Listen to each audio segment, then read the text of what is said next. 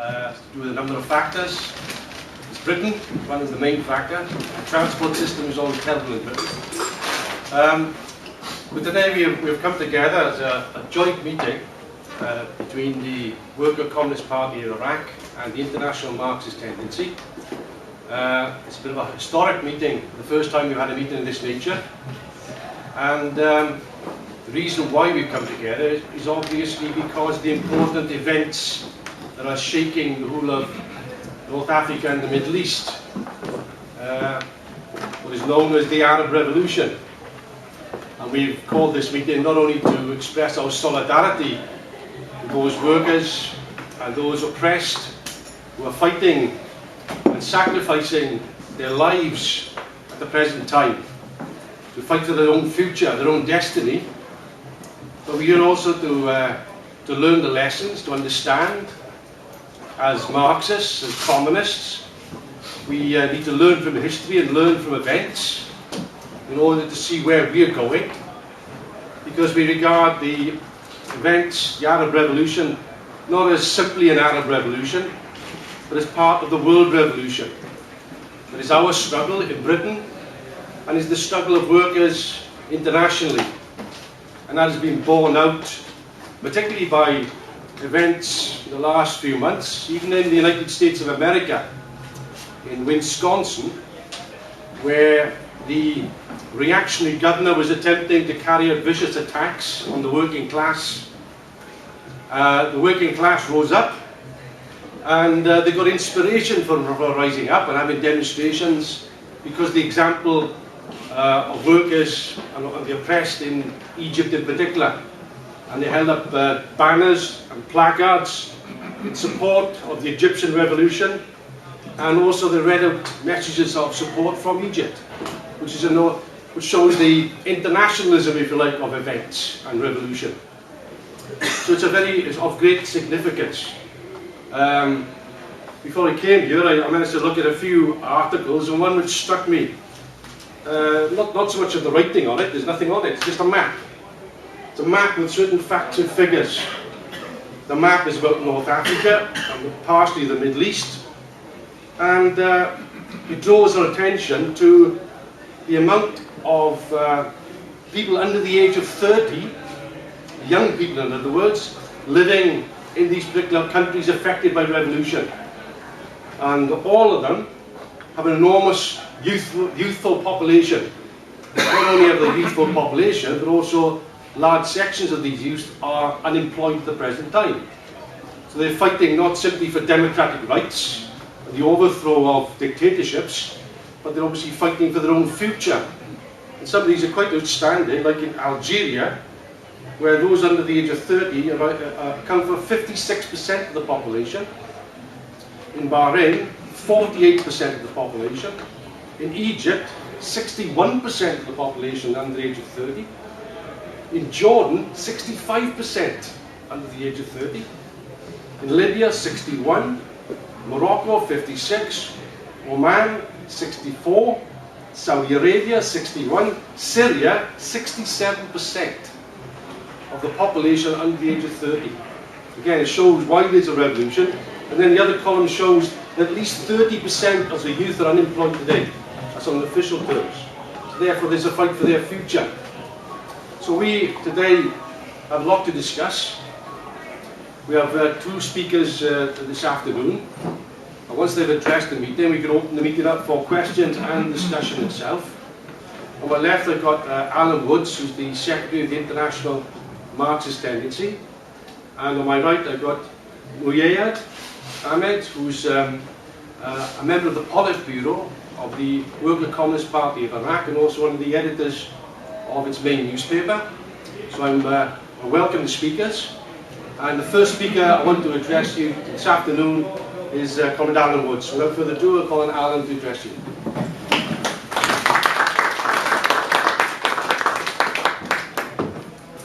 Comrades,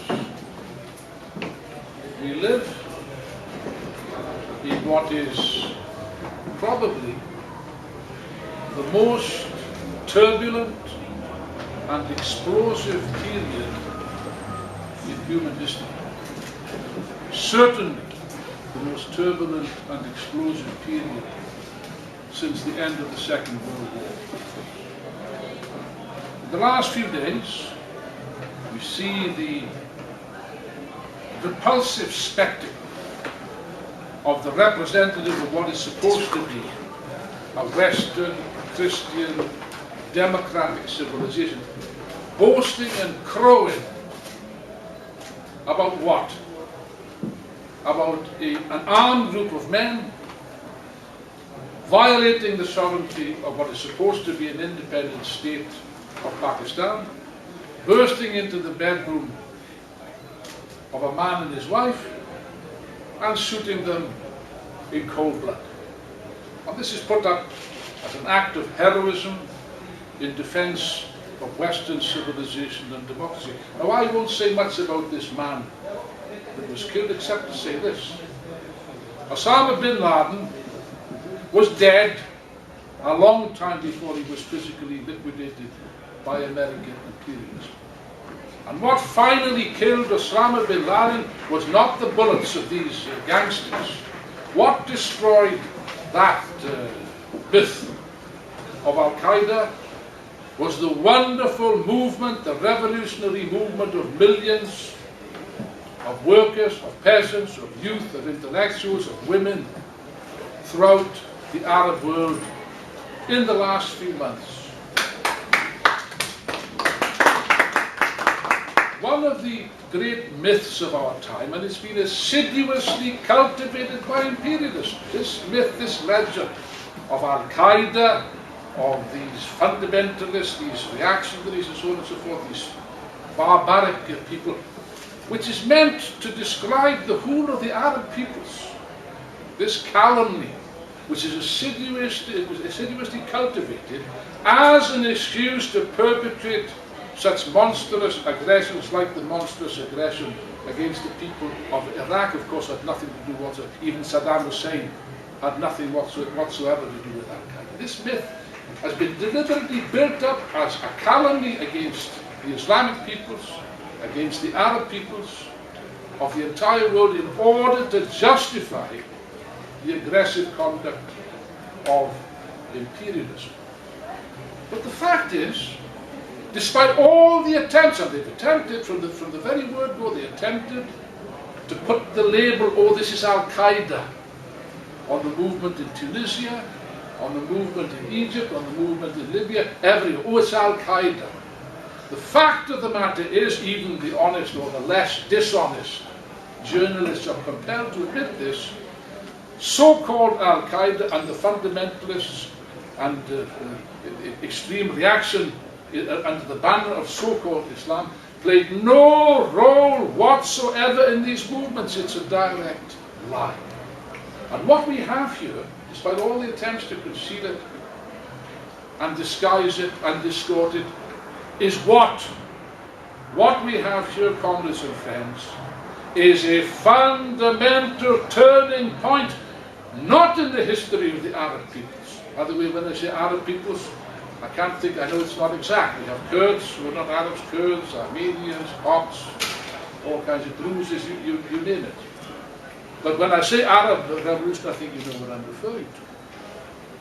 This is a fundamental turning point, not in the history of the peoples of the Middle East and North Africa. This is a fundamental change in the whole of world history. And it is not an isolated event. I would echo the remarks made by Rob before I began this speech. You see, and what is striking about these events? I mean, we're talking about what? January, February, March, April, May, 5 months. It already seems like 100 years, but it's only 5 months that these dramatic events have taken place. And they seemed, at first sight, they seemed to be like a thunderbolt from a clear blue sky. What is the cause of these events? The bourgeois couldn't explain. They still cannot explain these events. They had no conception. They didn't anticipate them. They were left with their mouths open. And the reason why the bourgeois and the imperialists are not capable of understanding or explaining these events is a question of method. It's a wrong method. They all approach everything, not just the Arab world. They approach Britain, France, Germany, the United States in an empirical way, in a superficial way. They just look at the surface of events and do not bother to penetrate beneath the apparent calm surface to detect the contradictions, the tensions, and the processes, the subterranean processes, which are at work, my friends, not just in Egypt, not just in Tunisia, not just in Iraq and in Iran, but on a world scale, as I will endeavour to explain. And irony of ironies, this movement began in the least likely place of all, Tunisia, a small, peaceful, prosperous nation on the fringes of the Mediterranean, apparently a success story from the standpoint of the capitalists. They were very proud of Tunisia because Tunisia had pursued all the recipes and all the instructions of imperialism, of the World Bank, of the IMF, privatization, free market economy. As a result, they had a high rate of growth. What was it, 5–6%, something like that, I can't. A success story, my friends. Tunisia was supposed to be a success story. So much so that the president of the International Monetary Fund actually said in 2008, if my memory serves me correct, he said that Tunisia is a model for all the developing countries of the world. Incidentally, I agree with him. Tunisia is indeed a model for the whole of the developing world, but not in the sense that he meant. Tunisia is a revolutionary model, which now is spread to one country after another. The bourgeois, the investors, it was very nice. They were getting huge profits, big profits out of tourism, big business, and so they were quite happy. Of course, these figures of growth tell me absolutely nothing about the standard of life of the average Tunisian worker and peasant and youth. Nothing whatsoever. You can have a high rate of growth and high rates of profit. It's not necessarily reflected in the lives and the living standards and the wages of the working class. On the contrary, the premise of these high profits, the profits derived from the people of Tunisia, were squeezed from the labour of the workers in that country.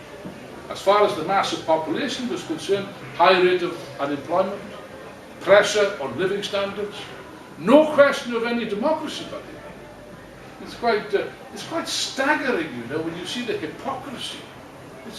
It's amazing how they can dare to appear on the television screens and talk about Western values and Western democracy and so on and so forth, when everybody knows that for decades these creatures have supported every single reactionary, dictatorial, bloody regime in the world, starting with the Middle East and starting with North Africa.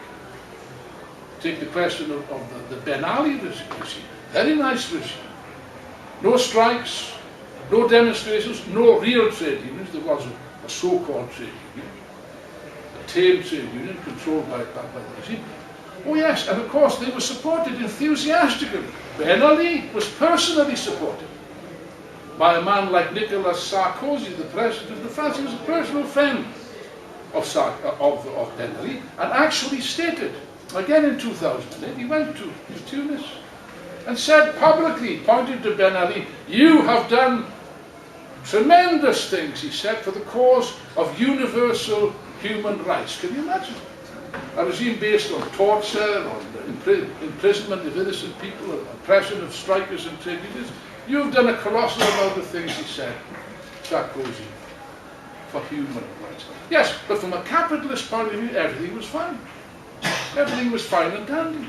In Tunisia, a model for the whole of the developing world, as the president of the IMF stated. Yet, precisely in this country, starting last December, there was an absolute explosion which took them completely by surprise. They were absolutely staggered. They were not expecting this, not in the slightest. What is the explanation of this explosion? Well, in order to understand what is occurring in North Africa and the Middle East, what is necessary is not the bourgeois method of empiricism. What is necessary is the Marxist method of dialectical materialism. And dialectics teaches us, I remember the words of the great German philosopher Hegel, who said a very profound thing. He said, necessity expresses itself through accident. Now, if you like, the suicide of this young man, Mohamed Bouazizi, set himself on fire. That was an accident in the sense, an accident is, from a philosophical point of view, is something which could have occurred or might not have occurred. It's an accidental thing. There's no law that can explain that. But this one accident, this one incident, caused an absolute social and political explosion immediately on the streets of Tunisia. The question is why? Why is this? You can't understand it, particularly because I do not believe that this unfortunate young man, I do not believe that was the only case of a young person that committed suicide. Let's look at this case. Let's look at the case of Bouazizi. A poor young man, 26 years of age, unemployed, a university graduate. Like millions of other university graduates throughout North Africa and the Middle East, people who are qualified, who should be doctors, teachers, engineers, scientists. Don't these countries need doctors and engineers and scientists and teachers? Of course they do. But it's under capitalism, it's not what is required by society, it's not what people need. Everything is determined by the profits of a minority, by the profits of big business, the bankers, the landowners, the capitalists. And therefore, in Tunisia, 75%, if I'm not mistaken, 75% of the youth does not find work, including university graduates. This man was not an isolated case, he was a typical case. And in desperation, in order to find work, in order to earn a crust of bread, this poor chap got work, you can call it work, selling fruit and vegetables on the streets, like many other people. You see them all over the Middle East and North Africa and South America, which I'm very acquainted. Selling vegetables in order to scrape a living, and even this was not permitted to him. The police caught him, found that he didn't have his papers, probably couldn't afford to pay the bribe. That's probably the reason. They beat him savagely, and in desperation he poured himself in petrol. Poured himself in petrol. He set himself alight. A horrible death. A terrible death that only someone driven to an extremity could resort to such a thing. Yes, but it isn't the only example, and yet on this occasion, something happened, something snapped in society, and that always occurs at a certain point. People will say, well, that's it, we've had enough.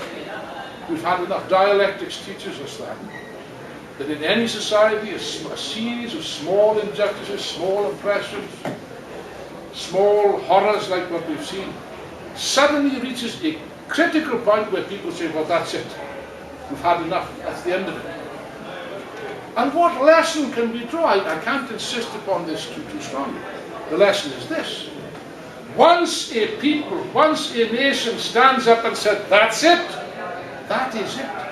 That is the end of it. There's no argument about it. In the question of hours, thousands, tens of thousands, and hundreds of thousands of people poured onto the streets. Who are these people? Are they people like us? Were they people like us? Were they politically educated people? Were they members of the Communist Party? Were they even members of trade unions? I don't think so. I'm sure they were not. They were ordinary men and women without any political education whatsoever, but saw that this was intolerable, that we can't continue like this. And you had the beginning of a revolution. By the way, some clever people, we had this in Iran a while back, questioned that this was a revolution. These people really don't understand what a revolution is. Lenin, many years ago, Lenin said, whoever, I quote, whoever wishes to see a pure social revolution will never live to see it. And he added, such a person talks about revolution and does not know what a revolution is. That's Lenin. And it was Trotsky, the other great leader of the Russian Revolution, who wrote, in the history of the Russian Revolution, he wrote the following. He asked the question, what is a revolution? Not many people ask this question. Even we revolutionaries don't often ask the question, what is a revolution? And he answers as follows. A revolution is a situation which is not a normal situation in history, it's an exceptional situation, where the masses, that is to say, the millions of ordinary men and women, begin to get active in politics and begin to take their lives and destinies into their own hands. That basically, essentially, is what a revolution is. And who can deny that such a revolution undoubtedly did exist, has existed, and still exists, because it's not finished. It is not finished, either in Tunisia or in Egypt or anywhere else. On the contrary, it's just the beginnings. One other remark, two other remarks I would make. You know, the reformists, very critical of us Marxists, they think we're a little bit extreme, and so on and so on. I don't think we're extreme at all. I think we're quite moderate requests for social justice, but there we are. The reformists always find 1,001 arguments against revolution. Revolution is not possible. Unfortunately, some Marxists or former Marxists or ex-communists have swallowed this. In the last 20 years in particular, since the fall of the Soviet Union. It's become fashionable. Oh, revolution is not possible anymore. Socialism is not possible anymore. Really? Really? Well, how do you explain what occurred in Tunisia? And how do you explain what occurred in Egypt? Part of it, why do they say this? Part of the reason is, yes, you can't have a revolution because look, the ruling class, they've got the army, they've got the police, they've got the state, they've got the prisoners, they've got the guns. Correct. Of course. Yes, but they've always had these things. Have they not? Did the King of France not have an army and a police force in 1789? I think he did. Did the Tsar of Russia in 1917 not have an army and a police and a secret? I believe he did, and not a weak one either. Did the Shah of Persia not have a powerful army and a secret police, the Savak? In 1979, of course he did. And yet what? And yet what? Ben Ali also had an army and a police force and a secret police. Oh yes, very brutal. Very brutal. People were frightened of these things. Naturally, people would be frightened of torture, of arrest and so on. Yes, but I repeat, comrades and friends, once the people stand up and say, no, that's it, and I'll say this, first conclusion, first lesson that we must draw, and we must remember this. What do the events in Tunisia and above all the events in Egypt demonstrate? It demonstrates the following. That there is a power in this world, there is a power in society, which is infinitely stronger than the strongest police or army or secret police. It's called the masses, and in particular, the working class. The working class, which is not supposed to exist. The second argument of the division is, the working class, it's not revolutionary anymore. They can't play any role, they don't really exist really. Look at Tunisia. Strike after strike, general strike after general strike. The workers of Tunisia in some regions even took over the running of society. They set up revolutionary committees, the same in Egypt, by the way. And even the tame official trade union in Tunisia has begun to be transformed, at least at local level, not at the tops, but at the bottoms, yes. The people used even these rotten, corrupt trade unions to move to change society. Now, none of this was expected by the official capitalist commentators.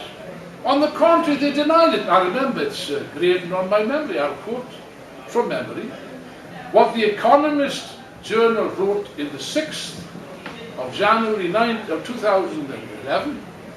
The Economist is a fairly intelligent, right-wing news journal. They wrote the following. The street demonstrations in Tunisia, this is in early the 6th of January, street demonstrations in Tunisia will not lead to the overthrow of Ben Ali, nor will they even shake his authoritarian model. 6th of January 2011. 2 weeks later, Ben Ali was on a plane out of the country. That was the level of understanding which the so-called experts said. They understood absolutely nothing. And after Ben Ali had fallen, by the way, there's quite a humorous note attached to this. You know, there's not much gratitude in politics. Not much gratitude at all. Ben Ali, when he realized that the situation was lost, he actually went on television. And his last television broadcast, he said the following: "People of Tunisia, I have ordered the army not to fire on the people." Very kind of him. But you see, the generals of the Tunisian army already told the president that they refused to fire on the people. It's very easy to issue an order in a situation like that when you know that you can't control the men. You've lost control of the army. And that's the point. When the people move en masse, and even the most powerful army, splits will begin to open up. They will lose control of this apparatus of repression. It's happened many times in history, and it's happened now. And Ben Ali, that same night, was forced to get on the plane. First of all, he went to Paris to see his old friend Sarkozy, and he knocked on the door. Unfortunately, Mr. Sarkozy was not at home. And the French official that finally picked up the phone said, "Well, I'm very sorry, President, you're not allowed to land, your plane cannot land on French soil." No gratitude in politics. And he was forced to go to Saudi Arabia, where of course they welcomed him with open arms, naturally, because they were afraid that they'd be the next ones to go. And in this way, the Tunisian revolution at least succeeded in its immediate aim, not in everything, but it succeeded in something very important, and it showed, not in speeches, not in books, not in articles, but in action, that it is possible for the people to overthrow a dictatorship that had been there for 23 years, and that nobody thought could be overthrown. The message spread like wildfire. Like wildfire. Second observation. Revolutions are no respecters of frontiers. Revolution does not know frontiers, and least of all, the monstrous artificial frontiers which in the past the colonialists divided the living body of the Arab nation, the Arab people. It's divided in a completely artificial way. The movement spread immediately to Algeria, where, by the way, the regime in January announced the increase of bread prices by 20%. And therefore the people immediately came onto the street. Now the bread price has been lowered in Algeria, so if you want to lower the price of bread, you know how to do it. It spread to Jordan. Here's an interesting point. Jordan, where the Hashemite monarchy in 1970, don't forget, used the Bedouin tribesmen to massacre the Palestinians. You remember that? Black September. Some of you know. I don't know. Black September. What's happened now is quite interesting. The protest movement in Jordan began with the Bedouins, not the Palestinians, the same tribes. The army and the army officers. I think that the Jordanian regime is finished. These ways it's standing on the brink of a precipice. And of course it spread to Egypt. Now this is a decisive question. You know that Tunisia is a small country on the fringes of the Arab. But Egypt is a big country. What's the population? 80 million? 82 million. 82, am I right? 82 million. With a powerful working class, by the way. Powerful industry and a powerful working class. Again, the same story. High rate of growth, high profits, and so on and so forth. Yes. You see, the bourgeois didn't understand what was happening in Egypt. Let me quote two interesting examples. Hillary Clinton, perhaps not the brightest woman in the world, but nevertheless, she's the second in command of the most powerful country on earth, that's all, said the following: our estimation is, after this attack of these pro-Mubarak thugs, The biggest revolutionary movement in the history of Egypt, a genuine national insurrection in which, and I can't emphasize this too strongly, the working class played an absolutely fundamental role. The town of Suez was occupied by the working class. The Americans sent a gunboat. They were concerned about the Suez Canal because a lot of their trade passes through that. It's the arteries, the veins of the capitalist system. What occurred? I wrote an article at the same time. I said, this is an empty threat. It's an empty gesture. It would only take one American soldier under those circumstances to enter Egyptian soil. That would be the end of it. It would be the end of it in Egypt. It would be the end of it throughout the Middle East because there wouldn't be a single American embassy left standing. They could not intervene, and they did not intervene. Oh, that's another point. Another argument of the reformers, oh yes, you can't do anything because look, imperialism, look, they've got big armies, they intervene, they'll kill us all and so on. Well, we have communists here from Iraq who've been on the receiving end of the greatest military power that's ever been known in history. I'll tell you what, after how many years have they been in Iraq? Is it 8? I can't remember. How many years have they been? Since 2003. How many years? My math is 8 years, I thought so. 8 years of occupation by the greatest military power on earth, with huge resources, with satellites, with technology. I'll tell you this, they will be forced to leave Iraq like a dog with its tail between its legs. And the same for Afghanistan. They can't control the situation. And by the way, we must pay tribute to the enormous heroism of the Iraqi commoners, of the Kurdish commoners, also part of the Iraqi people. This enormous resistance, particularly to the working class, which has not been reported. It's never reported in the British press. It doesn't exist. Whenever they talk about resistance, it's the Shiites and the Sadrists and people like that. They never deal with the strikes that are taking place. The work, we must publicise this. It's a very important task that we've got. What I'm saying is this, that even in Iraq they failed. This occupation of Iraq is costing them, even in economic terms, $1 billion a week now, which they can't sustain. Not even the richest power on earth can sustain that. And they'll be forced to leave.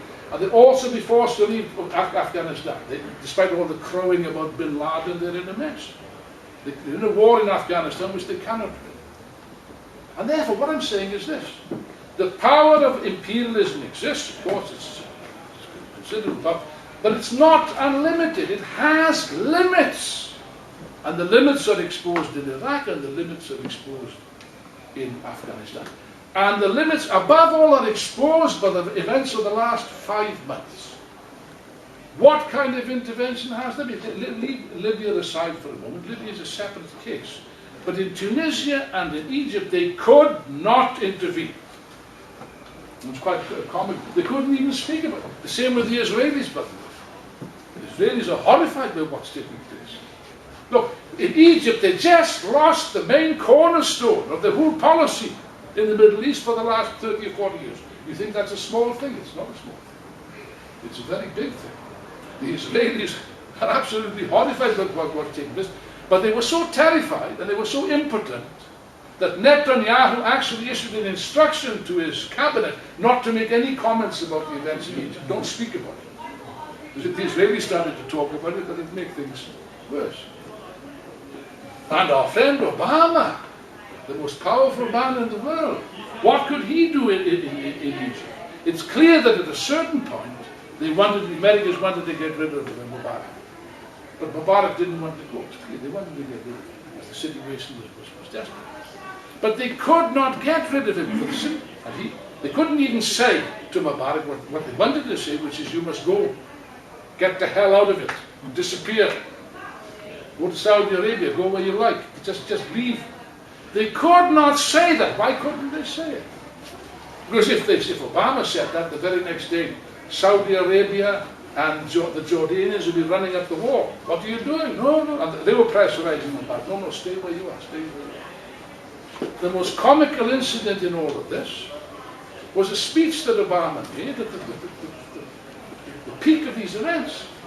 He made a speech which is quite frankly comical. He obviously wanted to say to them about, look, get the hell out of it, go, you must go, but he couldn't say that. So he said, well, there must be a change. but it must be agreed by the people, must be this, must be that. Oh, and it must take place now. What do you mean? As I was being comical, there was a program on the Newsnight, on BBC television, on BBC Two. They invited an Egyptian professor, and they asked him, what effect has President Obama's speech had on the Egyptian people? He said, no effect. We can't understand this. I said, there's a problem here. We can't translate this speech into Arabic. I got news for that professor. You can't translate that speech into English. He didn't say anything. He didn't say anything.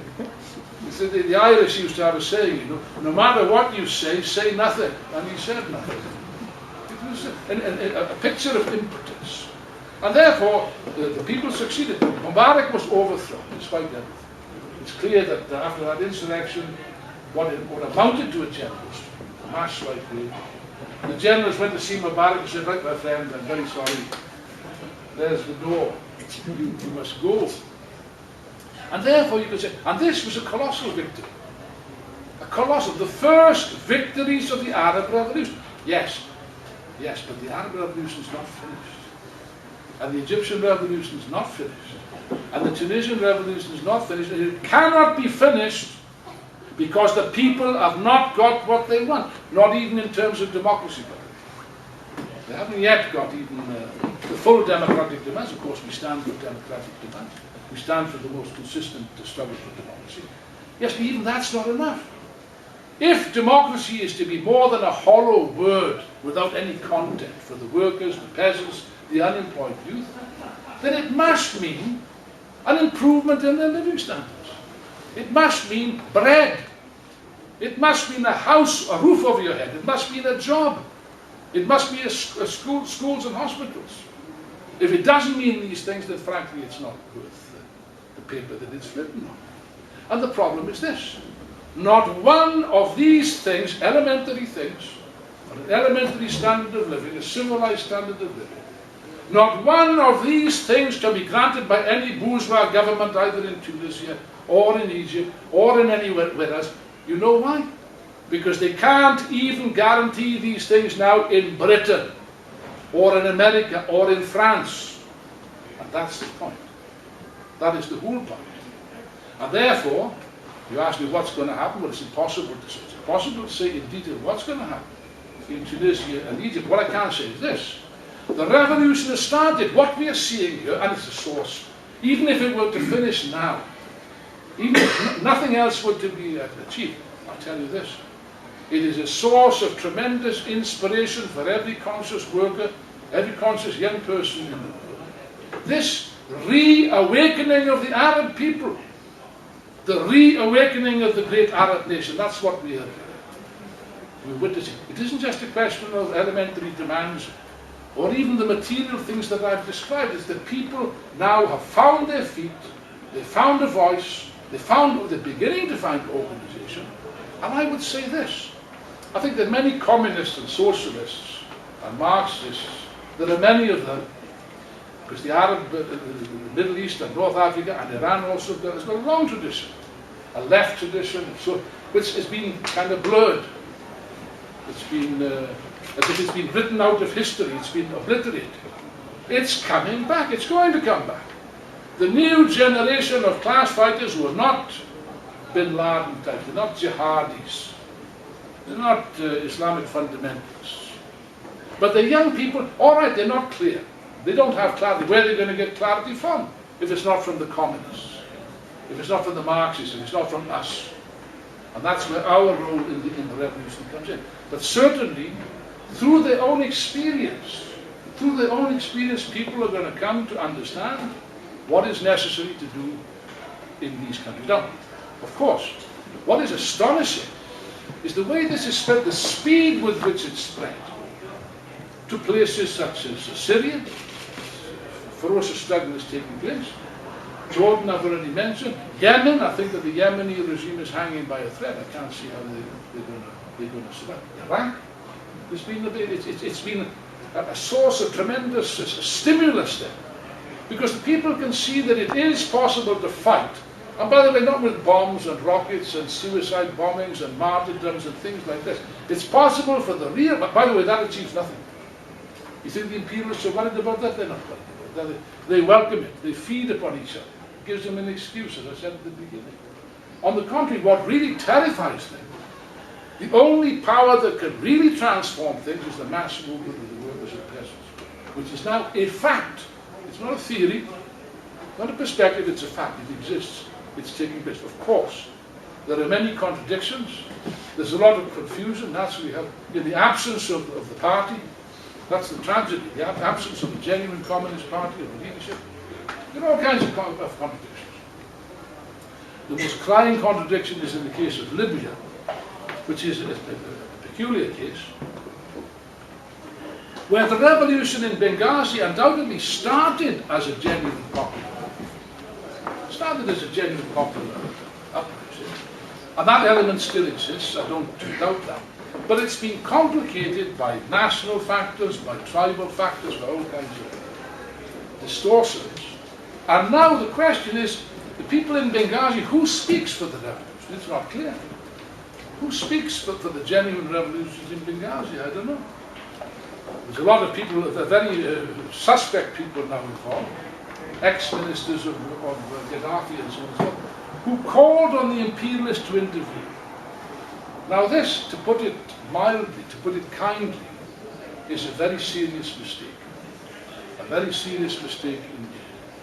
Because if the imperialists intervene in Libya or any other country, it will not be what they always say, for humanitarian reasons. You see in Iraq how humanitarian they are in Iraq. People of Iraq had a very bitter experience of their humanitarianism. It's nothing to do with it, or democracy, or defending the people of Libya. On the contrary, it is a cynical attempt to try to get in on the act and try to seize what they can seize of the wealth, of the oil wealth of the Libyan people. And therefore we utterly and completely opposed to any imperialist intervention in Libya or any other country. That must be made absolutely clear. By the way, the imperialists themselves are divided on this. Don't you think that the Americans immediately charged in there? No. They learned a little bit. They're pretty thick, the Americans, but there's a glimmering of intelligence. In Iraq, they burnt their fingers in Iraq. Burnt their fingers badly. They burnt their fingers even worse in Afghanistan. And therefore, the idea of getting involved in Libya, they were not too sure. The American generals, in fact, were against. I don't know if you know that. American generals were against it. Look, we're fighting on two fronts. We can't be involved in another front. Obama was originally against. I think Hillary Clinton was in favor, but she's not the brightest. As I said, nothing against women, but they're very intelligent women, but she's not one of them. They didn't. And of course, they raised this question of air, what do they call it? Air exclusion zone. Now, I asked myself, allegedly to defend the civilian population. Now, for example, there's a little case of Bahrain. Tiny island, I think it's 1 million population, most of them are immigrants and so on. Terribly repressed by a brutal regime. I see that the Queen invited the Crown Prince of Bahrain to the royal wedding. In the end, he decided not to go. I think it would cause too much of a scandal. This man is a complete gangster.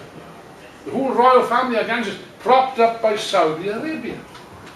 The Saudis have now intervened, and they're repressing and they're killing and repressing ordinary innocent folk on the streets of Bahrain. What is said about Bahrain? What about an aerial protection zone for Bahrain? Or if it comes to that, where was the demand for an aerial exclusion zone over Gaza when the Israelis attacked? Nothing. You see the hypocrisy of the imperialists, and also the hypocrisy of the so-called United Nations, which is fit for nothing. It's a thieves' kitchen. No, it's a cynical thing. The French and British were the ones that were pushing this more than the Americans. It was the French and British, partly because the support is collapsing. Sarkozy's support is collapsing. It's got 20%. And the coalition in Britain, when we just saw the results, they're in a mess. So the idea was a little bit of a military adventure like the Falklands. But of course, Libya is not the Falklands. And the idea of an aerial exclusion zone is a nonsense. The whole history of warfare shows you cannot win a war just by air power alone. You must have troops on the ground, because the fighting's taking place on the ground. Of course, that's something they don't want. They want to be committed in ground troops, with ground troops. And the reason is very simple. It's very easy to enter a place like Libya. It's not so easy to get out again afterwards. So therefore, they're divided. It's quite amusing if you've got a sense of humour, you know. A macabre sense of humour like me, a twisted sense of humour. They say to it, oh no, we need more forces. Of course, some of the Germans are against. The Italians say they're for, but they haven't done anything. And they say, no, you must go in. And of course the answer is, oh no, after you. Oh no, after you. Some of them are not. It's only the stupid French and British that are keen on the French, of course, you just saw that they intervened in the Ivory Coast, which means that they want to get their spheres of influence back again. But anyway, it's not clear to me what's going to happen in Libya. It's a very complicated case we will have to see. But that should not divert our attention. It's one example, but there are many other examples.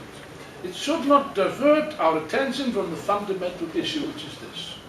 What is the meaning of this movement in the Middle East? Is it just, as perhaps some people think in Britain, no, it's just these Arabs, they're strange people, they always cause you trouble, and so I don't really understand them, and so. Of course, that's nonsense. What I would say is this. What you are seeing in North Africa, in Tunisia, in Egypt, and all the other countries, is the same process which you see in Europe, on a different level, of course. On a different level. Don't forget, it was Lenin who said, talking about the Russian Revolution, Russia was a very backward country. He said, in Russia, he said in 1970, in Russia, the chain of world capitalism has broken at its weakest link. Of course, you don't expect capitalism to start to break at its strongest link, which is, it must. But what I'm saying is that in the case of Egypt and Tunisia, youth unemployment, a tax on living standards and so on. Yes, but don't you have that in Europe? Of course you do, not at the same level. But just look at the situation in Europe. With you, I'll ask for your patience just for a couple of minutes. Just consider Europe of the last 6 months, or 12 months. In the last 12 months in Greece, there have been 8 general strikes. 8 general strikes. In the space of 12 months.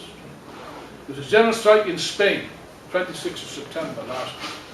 There was a general strike in Portugal, the biggest general strike since the revolution of the 1970s. In France, I was in France at the time actually, last September. There was a movement on the streets of 3.5 million French workers fighting against the cuts. Huge movements have taken place in Ireland. In Italy, there was 500,000 people demonstrating on the streets of Rome, called by the trade unions. Oh, and Britain? Backward, sleepy Britain, boring Britain, when nothing ever happens. A couple of weeks ago, in London, we saw the biggest workers' demonstration probably in the history of this country. According to the press, there were 500,000 on the streets fighting against cuts and so on. What I'm saying to you is what we see here is a general global crisis of the capitalist system everywhere. And everywhere you see the same process. It's true, in some countries it's more advanced, in some countries it's not so advanced, in some countries it's faster, in some countries it's slower, in some countries it's more intense, in other countries it's less intense. But it's true everywhere, and when I say everywhere, I do not exclude the US of A. Rob mentioned it in his opening remarks. We have a movement taking place, it's still taking place now, in the state of Wisconsin. I haven't heard of any movement taking place in that state. I think years ago there was something, but not for a long time. The capital of Wisconsin is called Madison. About 2 months ago, no, 6 weeks ago, there was a demonstration, a mass demonstration of workers on the streets of Madison of 100,000 people. Yes, but the population of Madison is 200,000. In other words, half the population of the capital of Wisconsin were demonstrating, protesting on the streets against the attempts of the Republican governor, whose name is Walker, to cut their living standards and to destroy their trade union rights. The workers even occupied, oh, by the way, on this demonstration, that's quite interesting, there were two things I noticed. There are banners saying, fight against Hosni Walker. You know, Hosni Mubarak. In other words, they were comparing him to Mubarak. This man is the same as Mubarak, oppressing us. And a slogan that was quoted was quite interesting. Fight like an Egyptian. Fight like an Egyptian. Here's advanced America adopting the slogans of so-called backward Egypt. The East is teaching the West how to fight. Fight like an Egyptian. That's what the American workers were saying. But there's more. I don't know if you know this. It hasn't been published in the British press. We kept it quiet. They occupied the central government building of the state, which is called the Capitol, I think. They occupied it. Walker sent the police. Now imagine the American cops. You know, you wouldn't think that they were very advanced people. Sent the police to evict them, to drive them out because they couldn't pass any legislation because the building was occupied by American workers.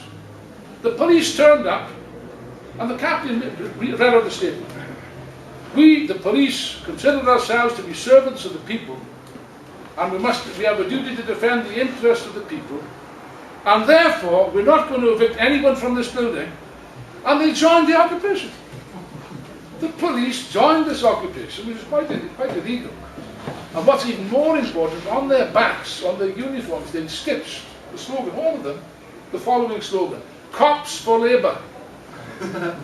Cops, this is, now look, I'm not talking about Cairo, I'm not talking about Tunis, I'm not talking about Petrograd in 1917, I'm talking about the United States of America, Wisconsin, now in the year of our Lord 2011. Therefore, I must finish, not for lack of material, but for lack of time. You know, Einstein says that time is relative, but I have reason to disbelieve that. As far as we are concerned, it's absolute. And our time is running out, and also because I'm coming from the Iraqi Communist Party, has got some very important things to say. But just to say this, the last 20 years perhaps have been quite difficult for the world communist movement and for the communists in North Africa, in Iran, and in the Middle East, perhaps in particular. But you see, the wheel of history has turned now, since the fall of the Soviet Union. The wheel of history has turned 180 degrees. The capitalist system is in its deepest crisis in the whole of its history. And people, workers, young people, intellectuals, women, I didn't mention that, the women have played an extremely important role. It's one thing in all this movement which filled me with joy. All these countries, in Bahrain, in Cairo and so on, was a sight of ordinary women dressed in the burqa, on the streets, fighting together with their men for the socialist revolution. If that is not a revolution, I don't know what a revolution is. And it's not finished, it's only just beginning. And this revolution, this world revolutionary process will continue with ups and downs, moments of difficulties, even with defeats, but it will continue until sooner or later the question will be put on the table of the need to overthrow capitalism and build a genuine workers' republic and genuine socialism in the Middle East, in North Africa, in Europe, and on the world scale. Thank you.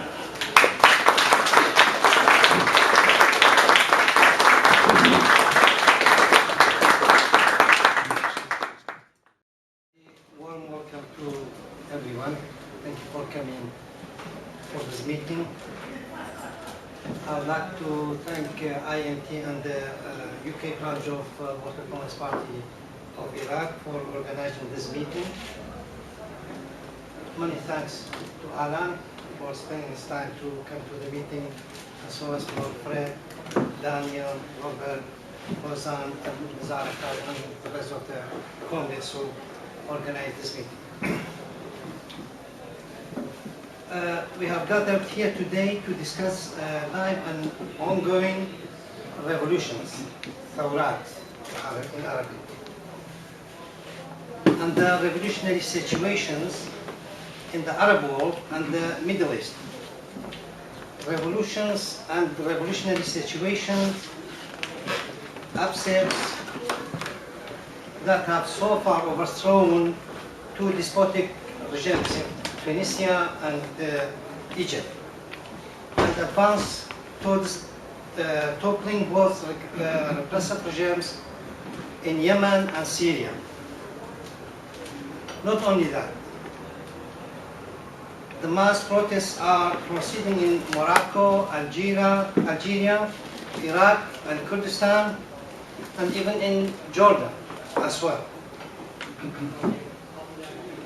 You all know that the revolution in Libya has faced a setback, and the mass protests and revolutionary initiatives of the youth and the people couldn't end the rule of Gaddafi. At present, it has deteriorated into a tragic armed conflict between Gaddafi regime and the opposition, mainly under the leadership of former Gaddafi personnel, bourgeois oppositions, parties, and tribal men backed by the US and the UK. That's the situation in Libya. As for Bahrain, as Alan referred to, the mass protests of the poor, the youth, and the workers have been brutally oppressed with the support of the armies from Saudi Arabia, Kuwait, and the UAE, United Arab Emirates, full support or undisclosed, it's not declared support of the US and the UAE and the EU. This is a picture. This is a reality of on the ground. Therefore, it's vital for us to know what has happened. Where is the revolution going? What kind of revolution we are talking about? Is it a socialist revolution or a democratic one? Is it correct to ask this question in the first place? What are the motive forces of the revolution? What is the content of the revolution in our epoch, in our time? And what are our tasks as communists and socialists towards these revolutions? What are the challenges ahead for the working class movement? And many more questions like these which need to be answered in a Marxist point of view. I believe that the challenges the revolutions face is related to all of us. The international working class movement, socialist and communist movements, and all various trends, currents, parties, organizations, activists, and so on of the left, all over the world. Simply because the revolution in the Arab world is not an isolated phenomenon, is not an isolated act and initiative of the masses in separated countries disconnected to the rest of the world. They are revolutions in capitalist countries of the Arab world, in countries where capitalist mode of production has secured the domination for decades, and the economy has been run by neoliberal economic policies of the World Bank and IMF, by the free market policies, at least for the last 3 decades. They are revolutions that occur in the heart of the accumulation process of capital in the Arab world, which is an integrated part of the motion and accumulation process of the capital worldwide, which is dominated by the motives of gaining excess imperialist profits. That's the rule which rules the move of capital. Capital in the Arab world linked by thousands of threats to the rest of capitalism and imperialism worldwide. Not only that,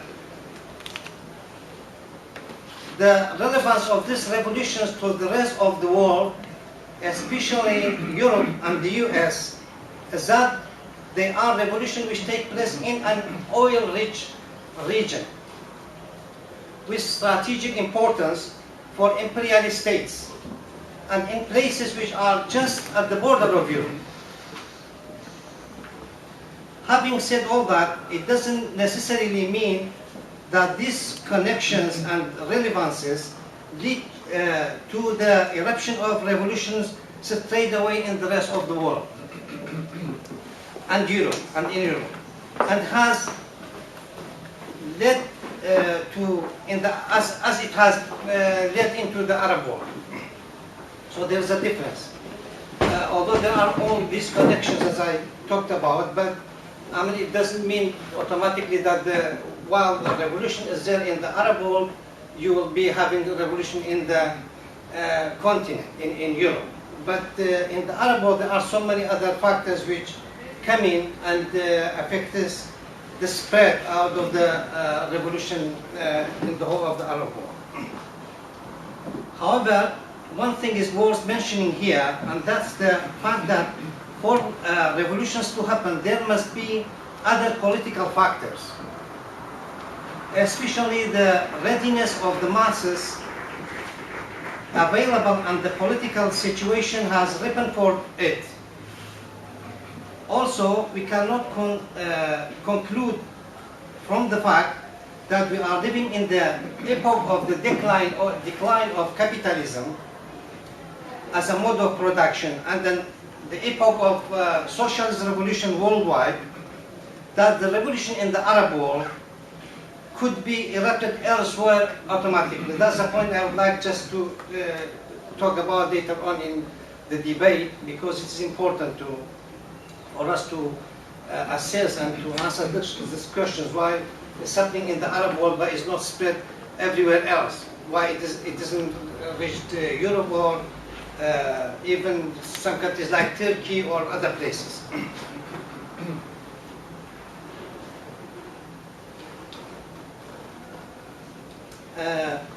Consequently, I would like to stress on the existing live revolutions and the wave of the revolutionary upsurges that has engulfed the entire region.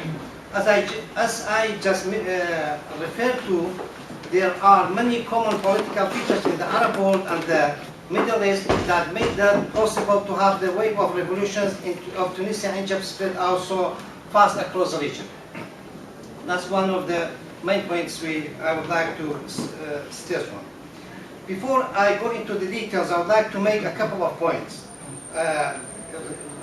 regarding the method or the way we are looking at this revolution and the way we assess it. First, we have to be clear that we are assessing and dealing with existing revolutions, phenomena of our time.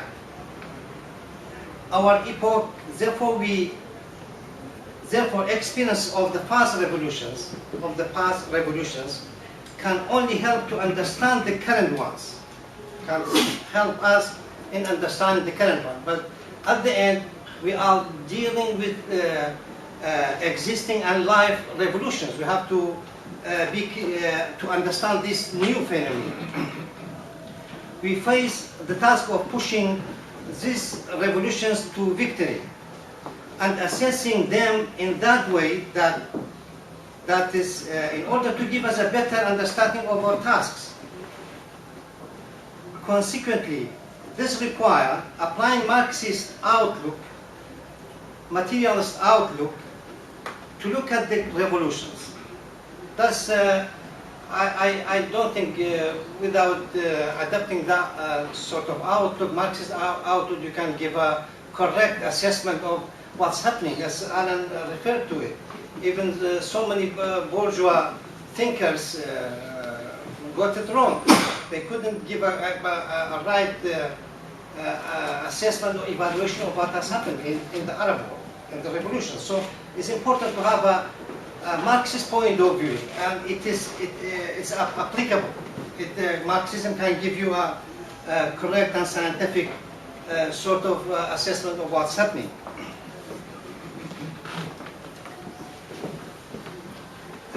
This requires applying, as I said, Marxist outlook. This goal cannot be achieved if we don't free ourselves from any rigid systems of thoughts. That's another point I would like to make. That is related to the past experiences of the mass movements and revolutions. Marxism is a guide for work, and it requires examining of the life phenomena and grabs the essence of it, of the phenomena.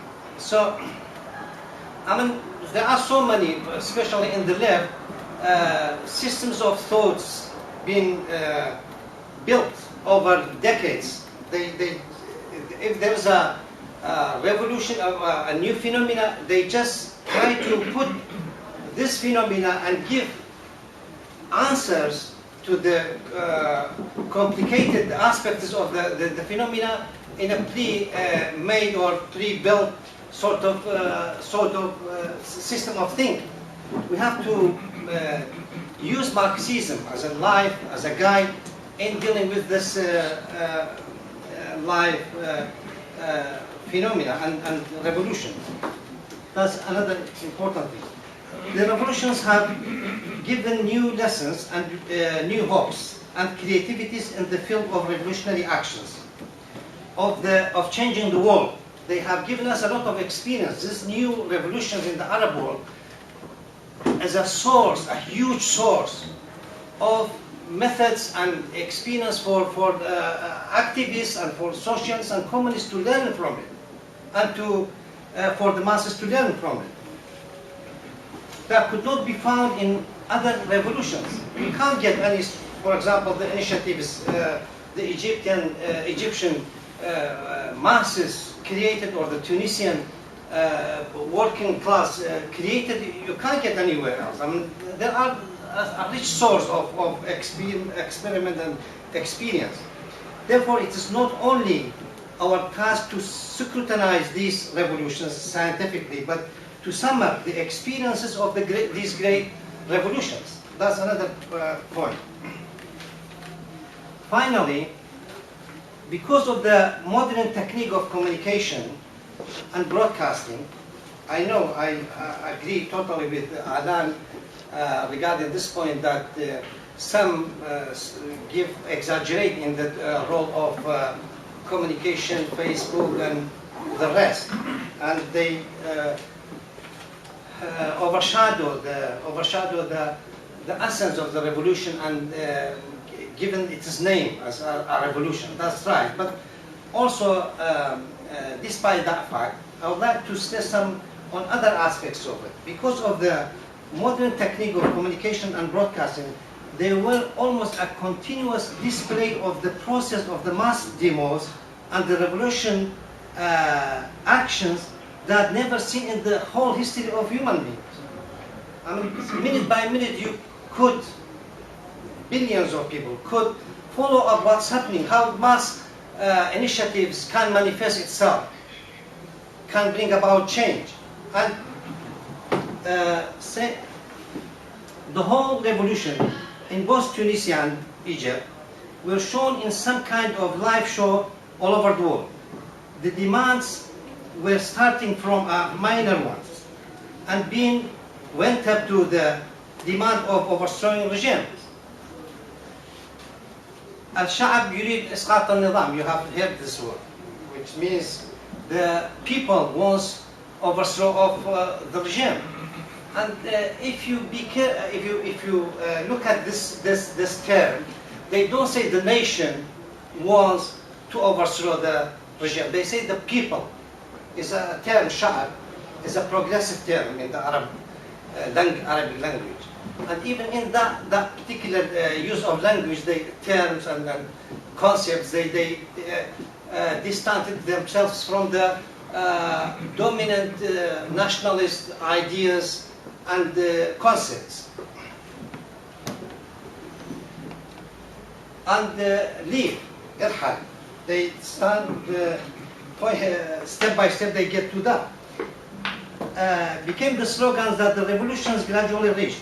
So we are talking about live and relatively known phenomena to the people all over the world.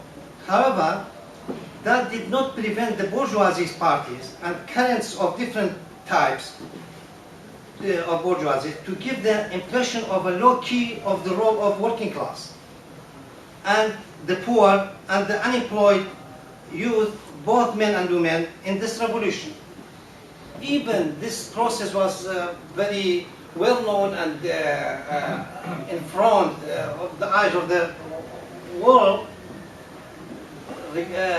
Despite that fact, the bourgeoisie tried to give a key role to the role of the working class and the poor in these revolutions. Some call it the revolution of the youth and just for the political freedom, without any reference to their class and social status and to the broader social content of the revolution. I mean, as I said, even the revolution was known to everybody, but they tried to deform it. Didn't give a real shape of it or picture of it. Let me now, from these points, 3 points I just wanted to distance myself from. One is to put and evaluate the revolution in a pre-made or sort of ready-made system of thoughts. Second, that it's a revolution is happening here. The experience from the past cannot, and this is a rich source of experience and giving. You have to listen from, learn from it. The revolutions are given that, and also this efforts to deform the content and the reality of the revolution. From these points, I will just go into the details, the content of these revolutions. In my view, the revolution in the Arab world are for acquiring both freedom and social well-being, against despotism and dictatorship, as well as against the economic and social messages of capitalism in these countries, both sides. They are revolution for acquiring political freedom and decent standard of life, for rising status of human beings in the society and a better life in the epoch of the internet and the abundance of the wealth of the humanity. I mean, it's not only for the poor are hungry and just want to get some bread. They want to enjoy the abundance of wealth that's been created all over the world, and especially in those countries, these rich countries. I mean, is in one way is a protest against capital itself. That's capital system of distribution, capital system of production, and it asks for sort of enjoyment, for equality for all. It's not only freedom, if I just put the word in that way. It's not only for freedom, it's for equality as well.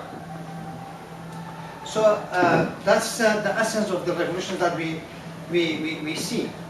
The main forces in these revolutions are the working class, the youth, the unemployed, both men and women, the poor people in the districts and avenues of the cities, and the strata of the urban petty bourgeoisies. I would like to add this.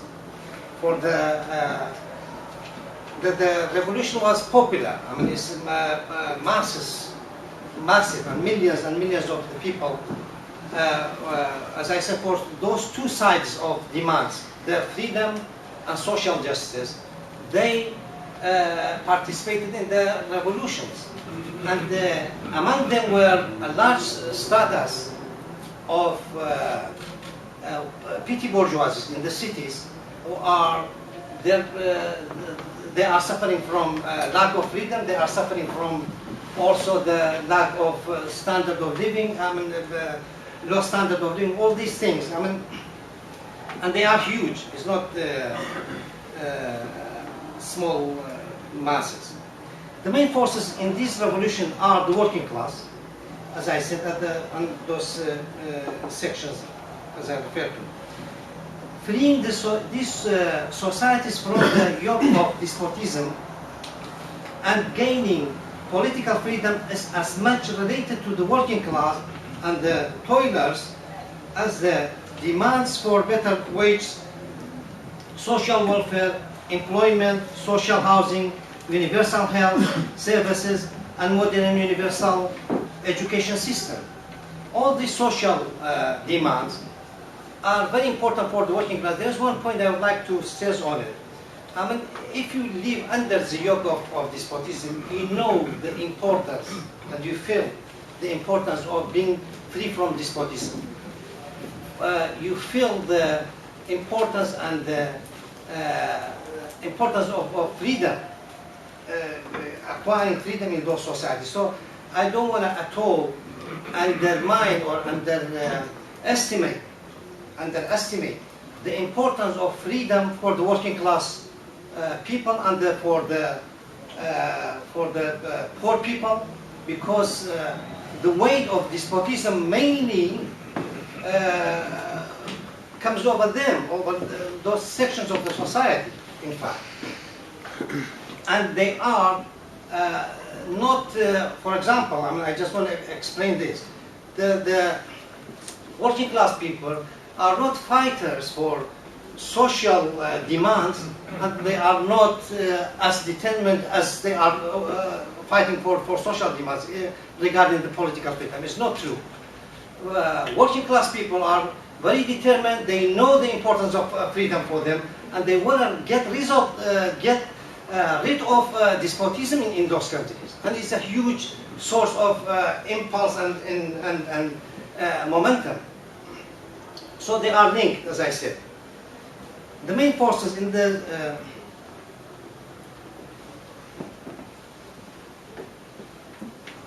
so those two sides are both linked, and it's important for the working class and the poor and the unemployed. What made the revolutions so relevant to every single country in the region is the unity of these two aspects of the revolutions. I mean, if you look at why it's spread out so quickly in the Arab world.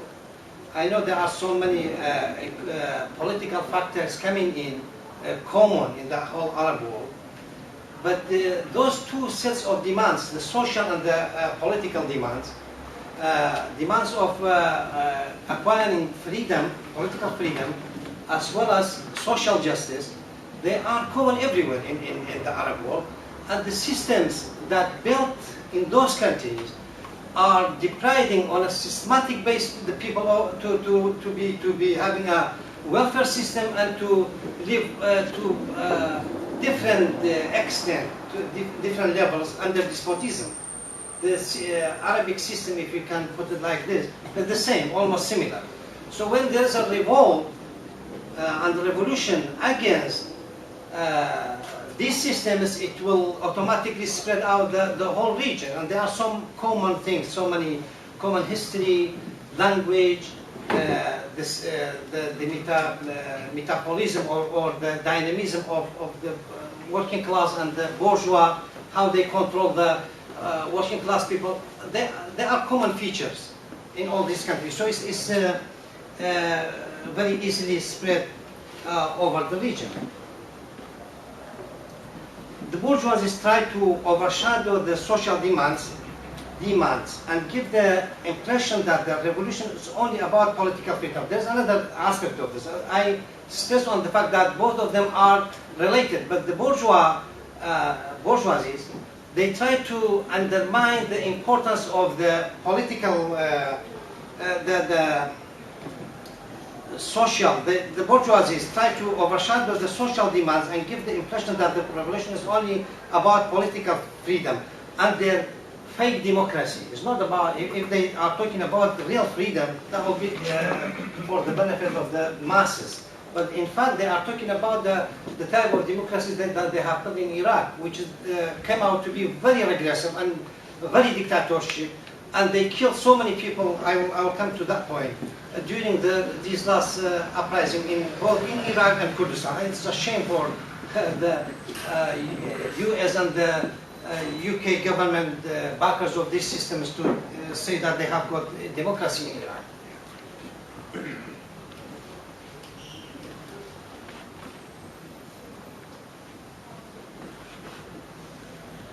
But in fact, the revolution started, I would like to make this point, they overshadowed the importance of the social demands. But in fact, the revolution started in Tunisia when Mohammed Bouazizi, an unemployed young person, set fire to himself, and the poor and the working class fighting fiercely for freeing the society from social injustice. The social dimension of the revolution is so obvious that that cannot be surpassed by any bourgeoisie's trends easily. It's not easy to surpass that social demand, that social dimension of the revolution, the current revolution in the Arab world. But having said all that, the revolutions are not a socialist one. We have got a specific definition of a socialist revolution. We can't debate about that, but in my view, they are not immediately a socialist revolution. But they are the revolutions of our time. This is very important. They are revolutions of our time. We don't have the theory of two stages, from democracy to socialism, and the society is a sort of political and economic transformation in order to be ready for socialism. The societies are ready for socialism. As I referred to, they are capitalist societies and been there for decades and decades. And during as Alan referred to, during the crisis, the recent crisis of capitalism worldwide, is part of it. It's part of this crisis, and it's part of the social sort of. If the working class people were ready for acquiring power, taking power, they could easily establish socialism. They could easily establish worker states everywhere in those countries. There is no any obstacle, any objective obstacle in establishing worker states, establishing socialism in those countries. And these revolutions, in my view, can automatically, if that subjective factor is made available, it easily can be transformed into a socialist revolution. So I just wanted, when I'm saying these words, don't be confused with two stages or things like that. The revolutions are not a socialist one, but they are the revolutions of our time, revolutions in the capitalist societies. Objectively, the revolutions are reaction to the yoke of capital, the rule of capital and capitalism, against the despotism of its political institutions. It is we don't have Eastern sort of tyrannies. We have got despotic regimes, institutions which are for a socialist revolution, for a democratic revolution. That would be a sort of bourgeois kind of thinking, I think. We have to draw a clear line. I mean, name things by its name, and socialist revolution is a petty bourgeoisie will not come with you to establish socialism. I don't think so. They may be under the environment of struggle between the two main classes, bourgeoisie and proletariat. Sections of them may come with you, but when you are in the lead and you have advancing towards establishing socialism by your main own power, on main social base. So that's that point as well I would like to make. there is no such thing as transforming a democratic revolution into a socialist one via more of radicalizing the same democratic revolution. I don't believe in